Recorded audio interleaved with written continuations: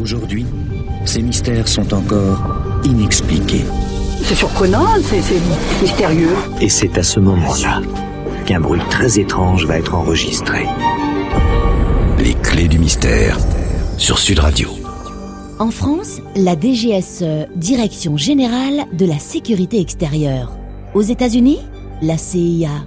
Les services secrets russes, le KGB ou le FSB sous sa nouvelle appellation. Question des médiums, des voyants au service des services secrets. Possible, imaginable ou totalement incongru? Existe-t-il des médiums, voyants, télépathes dont le pays pourrait avoir assez confiance pour prendre en compte les renseignements? Service secret et paranormal, dans les clés du mystère. Bonjour Yves Lignon. Bonjour Emmanuel. Alors, si n'importe qui vous demande l'heure, du feu ou le chemin de la mer, on flingue. Voilà. Et vous, Yves Lignon, nom de code YL0043, vous en avez rencontré des barbouzes? Et peut-être bien que oui, mais pas tous les jours. Disons que je suis persuadé qu'à 2 reprises, en 35 ans de carrière dans le parapsychologique, j'ai rencontré des gens qui peut-être pourraient porter des costumes noirs. Voyez. D'accord. Alors la première fois, c'était par téléphone. Oui.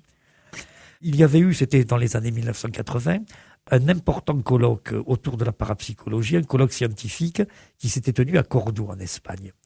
Et j'avais organisé à Toulouse une réunion informelle entre quelques universitaires français intéressés par la question pour discuter de ce colloque.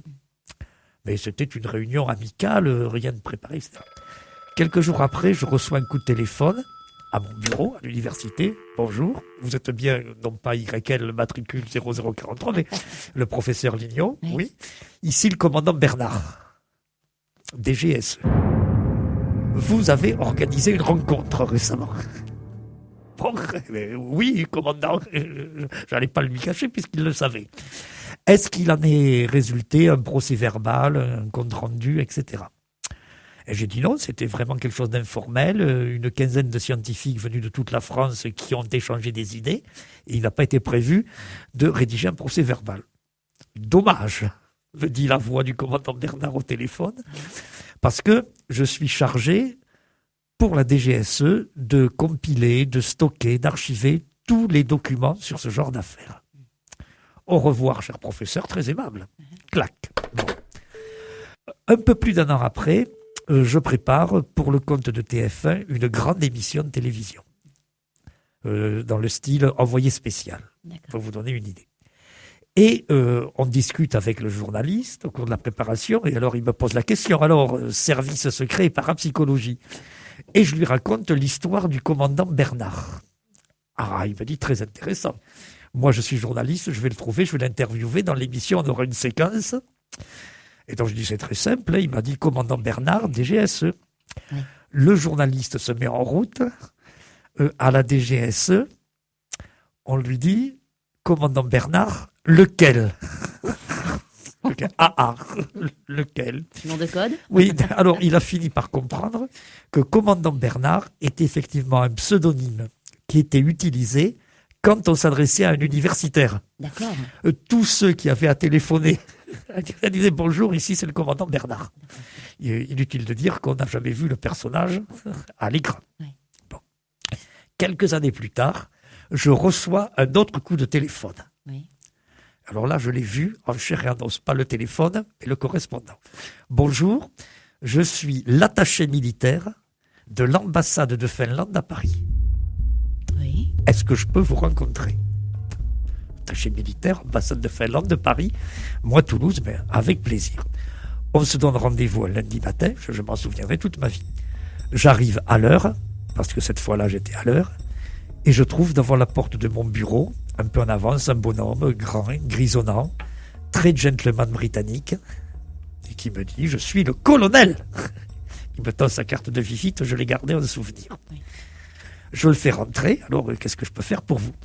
Il me dit, ben voilà, mon gouvernement, le gouvernement finlandais, et vous savez, nous avons une frontière commune avec l'URSS, et nous avons eu des informations selon laquelle en URSS on préparerait des choses, une espèce de guerre parapsychologique, ou du moins des armes de guerre parapsychologiques. Des armes parapsychologiques. Et donc, par conséquent, mon gouvernement, a demandé à tous ses attachés militaires dans le monde entier de se renseigner. Qu'est-ce qu'il y a à savoir en cette matière? Donc, puisque moi je suis en poste à Paris, c'est vous forcément que je viens voir. Alors, nous avons discuté de parapsychologie pendant 2 heures. Je lui ai expliqué qu'à mon avis, il n'y avait pas péril en la demeure, parce que les phénomènes parapsychologiques n'étaient pas véritablement opérationnels. On ne savait pas les contrôler. Donc, on ne savait pas forcément s'en servir. C'est ce que nous allons voir d'ailleurs, Emmanuel, tout aujourd'hui et demain, avec les expériences faites par les militaires russes, par les militaires américains, etc. Et donc, j'ai dit, vous avez raison de vous informer, mais à mon avis, si on doit se servir de ces armes paranormales, ce n'est pas tout à fait pour demain. Et après quoi, je lui ai dit, de toute façon, le représentant de votre gouvernement aux États-Unis va ramener un dossier beaucoup plus épais que le vôtre. Et des dossiers épais, on va en ouvrir quelques-uns durant toute cette semaine avec Yves Lignon, paranormal, militaire et services secrets. C'est effectivement la thématique de cette semaine. Est-ce que vous vous souvenez des chèvres du Pentagone? Bien, on va ouvrir justement ce dossier dans un instant sur Sud Radio. Paranormal, phénomènes étranges, histoires fantastiques, les clés du mystère sur Sud Radio. Cet après-midi, dans les clés du mystère, avec Yves Lignon, nous voyons bien sûr le paranormal associé aux militaires et aux services secrets. Les chèvres du Pentagone, nouveau film. On va ouvrir ce dossier, Yves Lignon. Oui, nouveau film qui est sorti en France très récemment, qui rencontre, semble-t-il, un succès d'estime. Interprété par le sympathique Georges Clooney, tiré d'un livre. Et un film qui commence... Ce qu'on va vous raconter, c'est du vrai, du solide. J'avais entendu dire que les autorités américaines formaient des espions télépathiques et que Lynn Cassidy était leur tout meilleur élément. L'histoire de Lynn était incroyable, délirante et totalement vraie. De qui se moque-t-on? Ah bon? Mais bien entendu, si au générique, tout comme dans le livre, on avait écrit « Ce qu'on va vous raconter, c'est du faux, du garanti », personne n'aurait acheté le livre, personne ne serait allé voir le film. Donc je m'élève avec toute ma vigueur contre le livre et contre le film, pas contre Georges Clooney. C'est un tissu d'invention. Ça n'a aucun rapport avec la réalité. Il y a des dossiers scientifiques sérieux, on les abordera surtout demain, solides et impressionnants. Bon, mais la réalité donc? La réalité existe. Il y a bien eu, et ça a duré 20 ans, des expériences de parapsychologie très hard, si je peux me permettre, financées par la CIA. Je vous donnerai des détails demain, parce qu'il y a eu des documents scientifiques qui ont filtré. La CIA, si elle faisait ces expériences, elle avait bien besoin de scientifiques pour évaluer les expériences. Donc il y a eu des dossiers scientifiques, il y a eu des publications. La grande presse américaine en a même parlé, parce qu'il y a eu un débat en 1995. Mais tout ce matériel n'a aucun rapport avec ce qui est raconté dans le livre et ce qui est repris dans le film. Autrement dit, il n'y a jamais eu d'expérience au cours desquelles Georges Clooney, si on veut, essayait de tuer des chèvres en les regardant dans le blanc des yeux. Il n'y a jamais eu d'expérience où des militaires américains essayaient de se prendre pour des guerriers Jedi, de se transformer. Il n'y a jamais eu d'expérience où des militaires américains essayaient de ressembler à un tuyau pour se cacher entre 2 immeubles. Tout ça, on le trouve dans le livre. C'est une aberration. C'est une aberration, mais ça me pose une grave, grave question. Parce qu'encore une fois, les expériences réelles ont bien existé. Sur ces expériences réelles, il y a un peu d'informations disponibles. On dit quelquefois qu'on prêche le faux pour savoir le vrai. Et moi, je me demande si ce livre et ce film ne consistent pas à raconter le faux pour cacher le vrai. Autrement dit, je pense vraiment qu'il s'agit d'une opération de désinformation.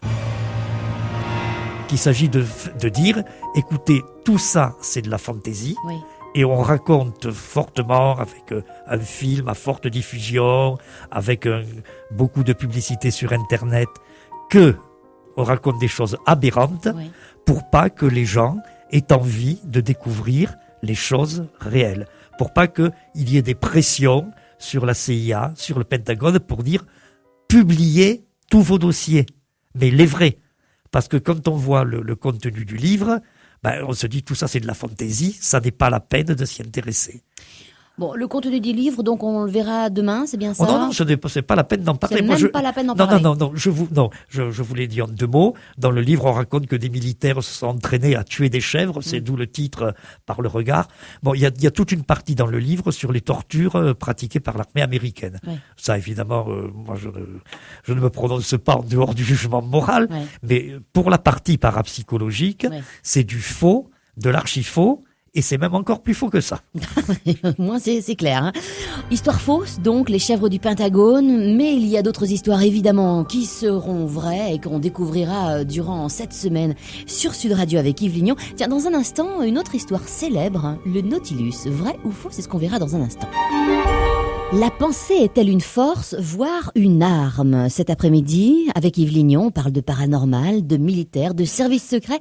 Et là, tout de suite, de télépathie avec cette célèbre histoire, Yves Lignon, celle du Nautilus. L'expérience de télépathie avec le Nautilus, le sous-marin atomique. Alors, c'est une histoire extrêmement célèbre à tous les points de vue.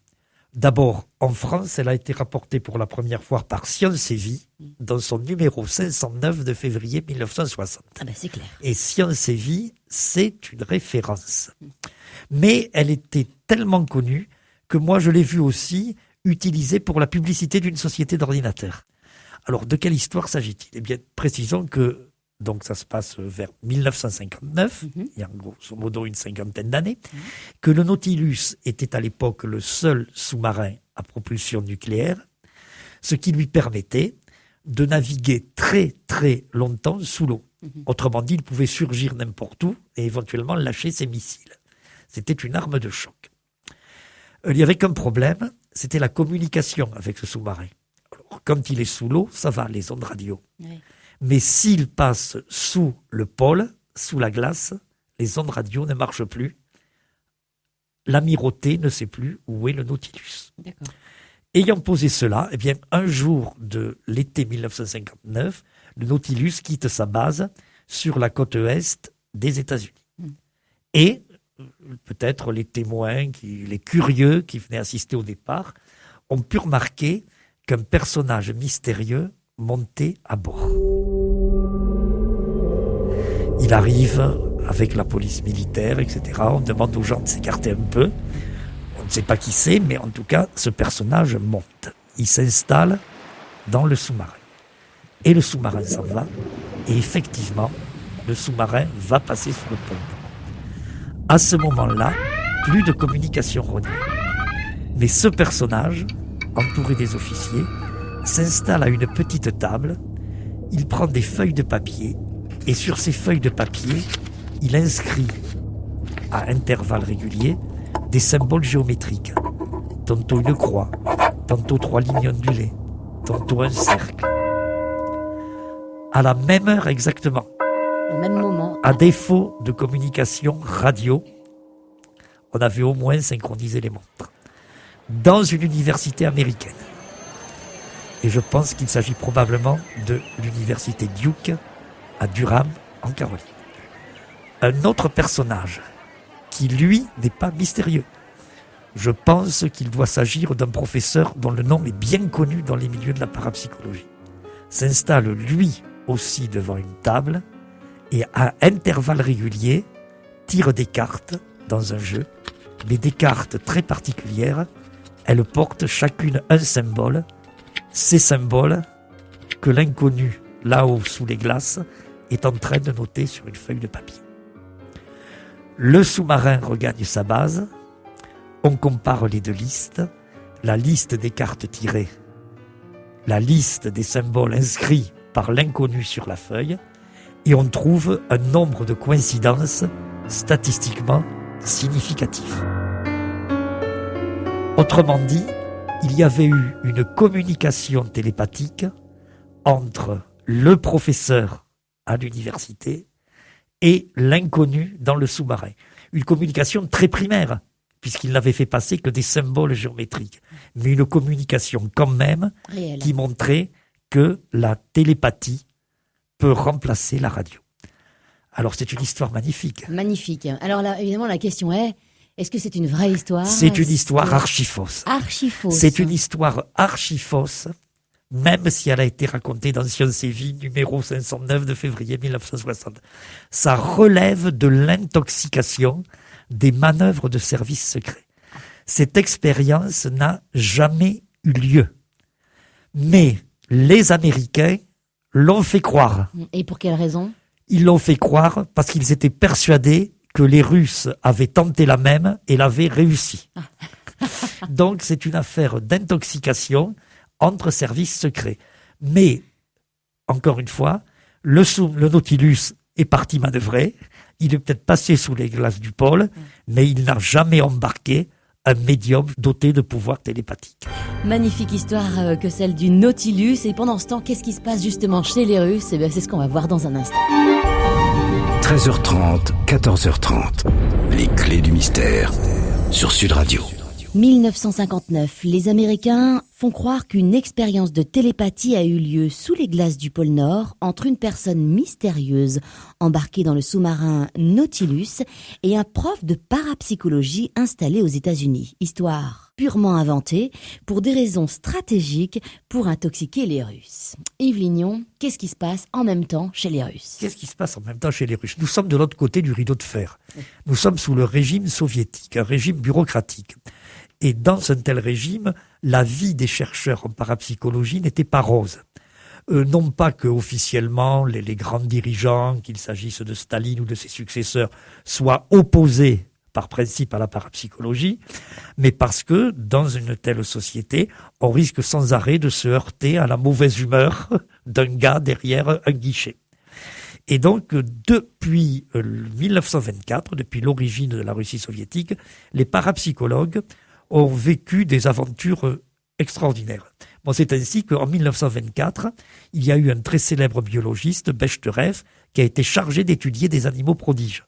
Mais que par contre, entre 1930 et 1940, un universitaire de Leningrad, Vassiliev, a fait des expériences de télépathie à très très longue distance entre Leningrad et Sébastopol, des milliers de kilomètres, des expériences réussies. Pour réaliser ces expériences, il avait besoin de l'appui de l'administration, mais quand il a voulu publier un livre, on l'a fait attendre 20 ans. Bon. En 1968, un congrès de parapsychologie était prêt à Moscou, on l'a interdit à la dernière minute, mais par contre, on a diffusé les conférences, et ainsi de suite. Et donc, c'est dans ce contexte que est arrivé en Occident, un jour, un petit film noir et blanc. Un film qu'on peut voir facilement si on est fan de Lino Ventura. Parce que si on est fan de Lino Ventura, on collectionne tous ses films. Oui.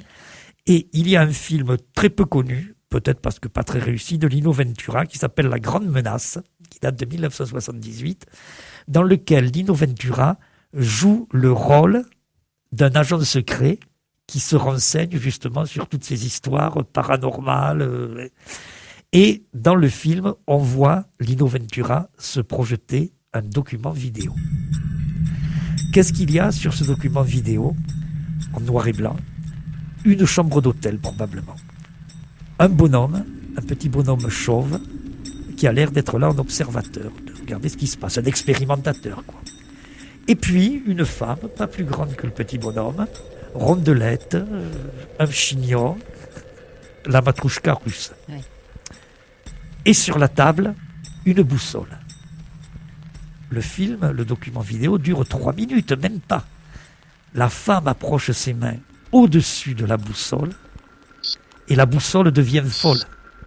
Elle s'agite. Non, pas la boussole, l'aiguille devient folle. Elle se met à tourner comme si elle s'emballait. C'est tout. Et c'est le premier document qui est arrivé en Occident sur ce grand médium russe qui s'appelait Nina Koulikina. Et donc Nina Koulikina, qui était là la femme d'un ingénieur né à Leningrad, quoi, qui était, je dis, une bobonne russe, presque quand on la voit sur ce document, eh bien, était, semble-t-il, capable d'agir sur les objets. Alors, l'expérience de la boussole, évidemment, a été faite, le document vidéo le montre, peut-être dans une chambre d'hôtel. Donc ça pose beaucoup de questions. La première de ces questions, étant, est-ce qu'on était dans de bonnes conditions d'observation? On n'est pas dans un laboratoire, c'est évident. Mais, par contre, bien qu'on ne soit pas dans un laboratoire, l'aiguille devient folle et il est évident que les mains de Nina Koulikina ne touchent pas l'aiguille. Alors, grand médium, moi je pense que oui. Et je vais vous dire pourquoi. Et alors surtout, qu'est-ce qu'on peut en faire justement de cette Qu'est-ce femme qu'on peut en faire? Non, parce que si, évidemment, elle peut dérégler une boussole, elle peut dérégler des instruments électroniques. Et Donc, j'imagine que le témoin, là, le petit homme chauve, qui était un biologiste nommé Naumov, il a peut-être reçu un coup de téléphone d'un certain commandant Bernard.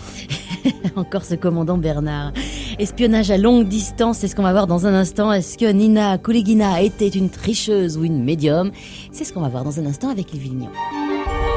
Paranormal, militaire et service secret. Aujourd'hui, une Russe semble produire des phénomènes qui peuvent intéresser les militaires russes et par conséquent, peut-être pourquoi pas, l'espionnage à distance. Elle s'appelle Nina Koulikina, Yves Vignon. Et donc, comme nous l'avons dit, il y a un document qui circule et qui la montre en train de dérégler une boussole rien qu'en approchant ses mains.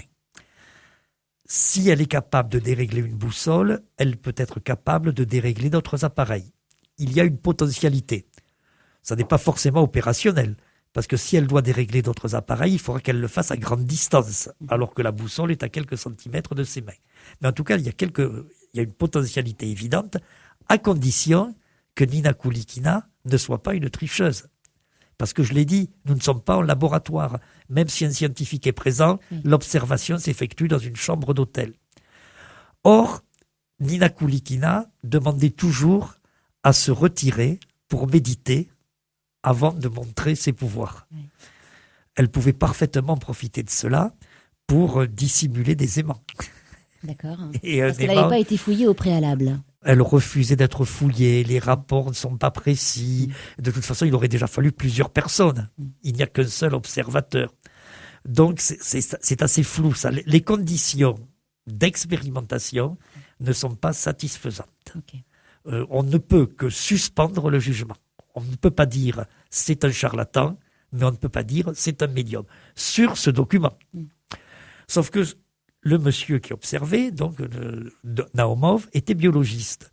Il a fait passer ce petit document vidéo à l'étranger, mais il avait des correspondants d'autres biologistes. C'était un universitaire à qui il en a parlé, et notamment à un de mes amis, un Français, le professeur Chauvin. Et donc, ces correspondants étrangers lui ont dit « Écoutez, mon pauvre Naumov, c'est bien joli, mais c'est impressionnant, mais dans les conditions où vous opérez, on ne peut pas conclure. » Et d'abord, avec une boussole, que voulez-vous, vous ne nous dites pas si vous la fouillez ou si vous ne la fouillez pas. Une boussole, ça se dérègle avec un aimant. Alors, Naumov a fait d'autres expériences. Il a mis des objets sous une boîte de verre. Et puis des objets qui ne soient pas métalliques, qui soient insensibles aux aimants. Ouais. Et on a vu Nina Koulikina faire, par exemple, tomber une cigarette qui était posée à la verticale. Sur la boîte en verre. À l'intérieur de la boîte en verre. À l'intérieur de la boîte en verre, une cigarette était posée, elle appose ses mains et la cigarette tombe. La cigarette tombe. Bon, on peut dire une cigarette, c'est un objet léger, mais on a fait mieux. On a perfectionné le dispositif, on a mis une balle de tennis pendue à une ficelle et le tout sous la boîte en verre. Et là, la balle de tennis s'est agitée. Bon, et puis ensuite, on a pris un peu le problème bille en tête. C'est-à-dire qu'on s'est décidé à faire des examens médicaux avec Nina Koulikina. Parce que des examens médicaux, ça pouvait, par la bande, permettre de confirmer l'authenticité du phénomène. Alors c'est ainsi qu'on s'est aperçu que pendant que la balle s'agitait, ou que la boussole devenait folle, elle avait des fluctuations extraordinaires du rythme cardiaque, qu'elle avait des perturbations du système endocrinien, que son électroencéphalogramme devenait presque aussi fou que la boussole, et surtout qu'elle avait une énorme perte de poids. En les quelques minutes que durait l'expérience, poids qu'elle reprenait de suite après. Oh. Donc tout ça, évidemment, c'est scientifiquement constatable, scientifiquement inexplicable. Parce que là, en revanche, elle avait été étudiée en oui, laboratoire. non, mais c'était toujours peut-être pas le laboratoire, mais c'était du des sérieux. styles très sérieux. Ok. Et alors, évidemment, à partir de là, à partir d'expériences, disons, plus rigoureuses, il était incontestable qu'on pouvait conclure à la médiumnité authentique de Koulikina. Et à partir de ce moment-là, il était certain que des commandants Bernard Tov ou comme ça allaient prendre contact avec Naumov, le biologiste qui avait découvert la médium. Parce que l'histoire, évidemment, vous vous en doutez, ne s'arrête pas là. Évidemment, dans un instant, la suite de Nina Koulikina sur Sud Radio dans les Clés du Mystère. Sud Radio, les clés du mystère. Nous sommes dans les années 60. Une Russe est étudiée par les parapsychologues russes dans un but à terme peut-être militaire. Et l'authenticité de ses pouvoirs commence à être établie, Lignon. Oui, l'authenticité de ses pouvoirs a été progressivement établie. Les premières expériences étaient peut-être contestables, mais il y a eu des expériences plus poussées, des examens médicaux qui ont permis de conclure que vraiment Nina Koulikina était un médium. Et en plus, Naumov, le biologiste qui s'intéressait à elle, a fait circuler des documents à l'étranger. Il y a ce fameux petit film vidéo qui a circulé. Il y a des parapsychologues anglo-saxons, notamment le grand par la taille et par le savoir Stanley Krippner, qui ont obtenu des visas pour aller refaire les tests avec Nina Koulikina. Donc tout cela prenait une certaine ampleur. Et de toute évidence, commençait à attirer l'attention. Mais l'attention d'une manière tout à fait désagréable, puisque pendant 2 ans, Nina Koulikina n'a pas pu expérimenter. Et pourquoi elle n'a pas pu expérimenter ? Parce que Naumov n'était pas disponible. Naumov ? C'était le biologiste qui étudiait Nina Koulikina. Il n'était pas disponible pendant 2 ans. Pourquoi n'est-on pas disponible pendant 2 ans dans la Russie de l'époque ? Pour cause de goulag. Et savez-vous pourquoi il avait été envoyé au goulag ? Parce qu'il aurait donné, il avait été accusé et condamné parce qu'il avait donné des conférences sans avoir rempli tous les papiers pour y être autorisé. Prétexte ridicule, mais en tout cas, il était au goulag. Et quand il est sorti du goulag, 2 ans après, qu'il a repris contact avec Nina Koulikina, n'oublions pas que c'était une femme bourgeoise, son époux était ingénieur. Quand il a repris contact avec Nina Koulikina, il y a des gens qui lui voulaient du bien, à ce prof Naumov, qui lui ont fait comprendre que c'était bien joli, l'expérience avec la boussole contestable, l'expérience avec la balle de tennis incontestable, mais qu'on n'allait pas en rester là. Qu'on pouvait s'amuser, parapsychologiquement, mais que s'amuser ne suffisait pas. À un moment donné, il faut passer aux choses sérieuses. Il faut passer aux choses sérieuses, il faut que ça soit utile, il faut que ça serve à quelque chose. Et c'est à ce moment-là que Naumov a eu l'idée, et moi personnellement, je pense que l'idée, on la lui a soufflé, je viens d'insister, de réaliser ce qu'on a appelé l'expérience du cœur de grenouille. Oh mon Dieu. Et derrière cette expérience dite du cœur de grenouille, que je vais garder un peu secrète pour aujourd'hui, mais on en parlera en détail demain. Oui, on va mal dormir. Derrière cette expérience du cœur de grenouille, il y a probablement un projet d'assassinat politique en utilisant des moyens parapsychologiques. Parce que si Nina Koulikina réussit ce qu'on appelle l'expérience du cœur de grenouille, et je vous promets que je vous raconterai demain, et bien après tout, pourquoi Nina Koulikina ne serait-elle pas capable de remplacer un terroriste muni d'un revolver ? Vous voyez que nous sommes assez loin des chèvres du Pentagone. Parce que moi, je ne vous parle pas d'histoire romancée à la Georges Clooney. Pour donner un nouveau rôle à Georges Clooney. Je vous raconte des choses qui sont basées sur des documents scientifiques. Des documents qui ont plus ou moins bien circulé, mais qui existent. Des documents qui ont été présentés dans des congrès une fois que le rideau de fer a été tombé. Donc ce n'est pas de l'invention de scénaristes. Mais effectivement, Nina Koulikina a bien réussi l'expérience du cœur de grenouille. Et là, je vous assure, ce sont des perspectives effrayantes. Eh bien, écoutez, on va vous souhaiter une bonne après-midi et une bonne nuit, évidemment, puisque est-ce que le cœur de grenouille va s'arrêter ou va s'affoler? C'est ce qu'on verra demain, évidemment, entre 13h30 et 14h30. On vous dit donc à demain. Notez que cette émission est podcastable sur le site internet sudradio.fr. À demain. 13h30, 14h30. Les clés du mystère sur Sud Radio.